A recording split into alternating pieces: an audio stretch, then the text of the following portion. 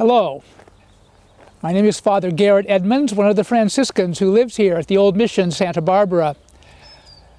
I'm coming to you today from the Huerta, the garden here at the Old Mission that commemorates the kind of coming together of two different histories, two different cultures between the native peoples who lived here in this area, the Chumash, and the Franciscans who came here bringing their experience of life in Europe and their faith to share with the pilgrims. We chose this site today to talk to you because we wanted you to be able to envision one of the great Easter stories, the story of Jesus' encounter with two of his disciples along the road to Emmaus. By the time you see this, the church will have already celebrated. You will have had a chance to actually celebrate Easter Sunday. And so on behalf of all the Franciscans here, I want to wish you a joyous and faith-filled celebration of Easter, not just on Easter Sunday, but for all the days of the Easter season, for these 50 days. In Jerusalem, one of many of the great celebrations of Easter takes place actually on Easter Monday. And on Easter Monday, the Christians, specifically the Latin or Western Rite Christians in Jerusalem, journey out to one of the shrines that commemorates Jesus' encounter with his disciples on the road, on the way to Emmaus. They come there, maybe several hundreds of them, in buses, and there they celebrate the Mass, the Eucharist, on Easter Monday. And then, after that, they gather together for a shared picnic. In the story of Emmaus, the disciples come to recognize Jesus in his explanation of the Scriptures and his breaking of the bread. Two great images that invoke for us are coming together to celebrate the Eucharist.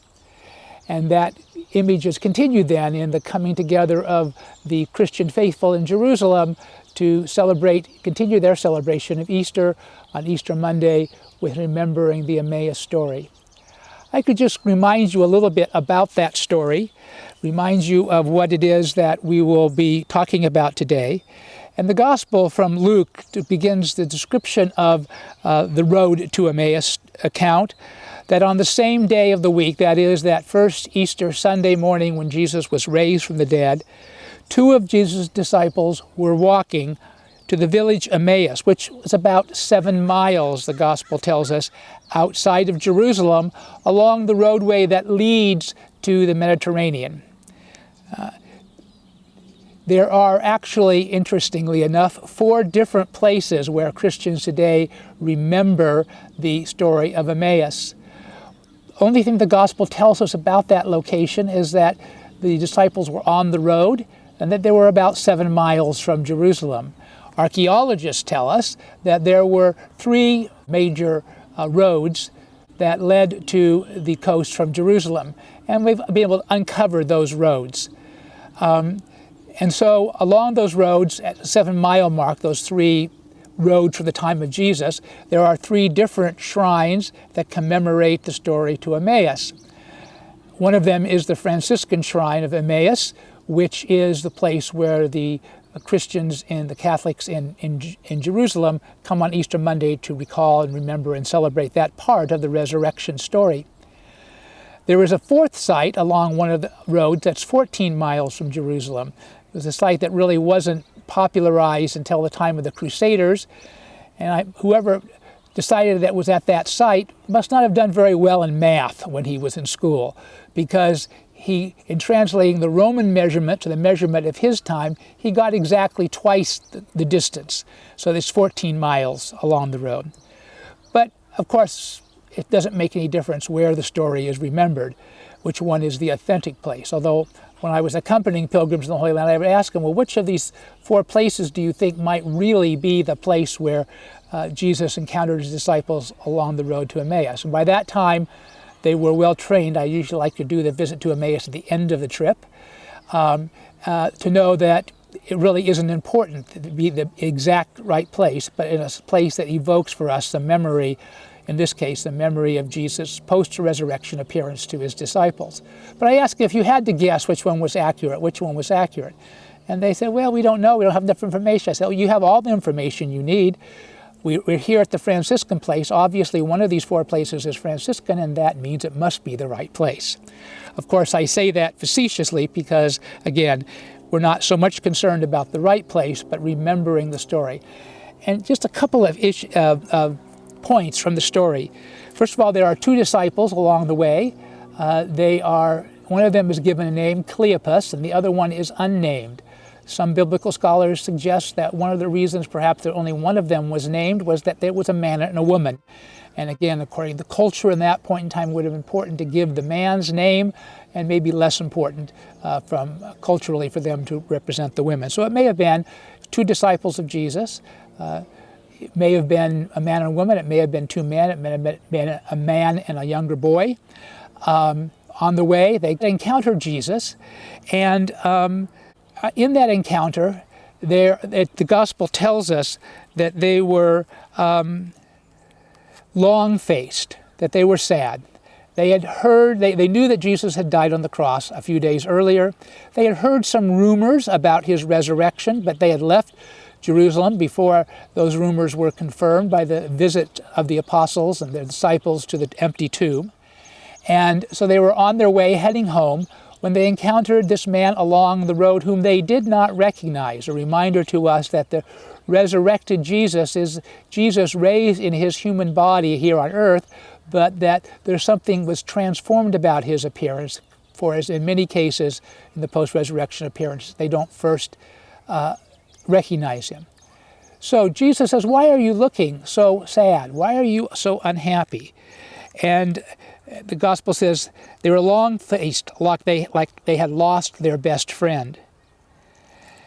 And Jesus, when asked them why they were feeling this way, it's the response from Cleopas says, are you the only one in Jerusalem who hasn't heard what happened during these last few days? Now remember, it's Jesus who's appearing to them. Jesus was the central protagonist, the central character in what had happened in Jerusalem those last 3 days.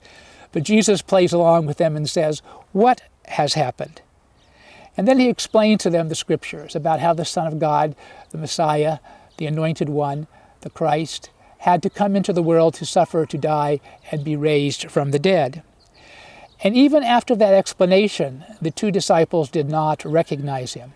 It was only when they sat down for a meal and Jesus broke the bread and continued his explanation of the scriptures that they came to know Jesus in the breaking of the bread and the opening of the scriptures.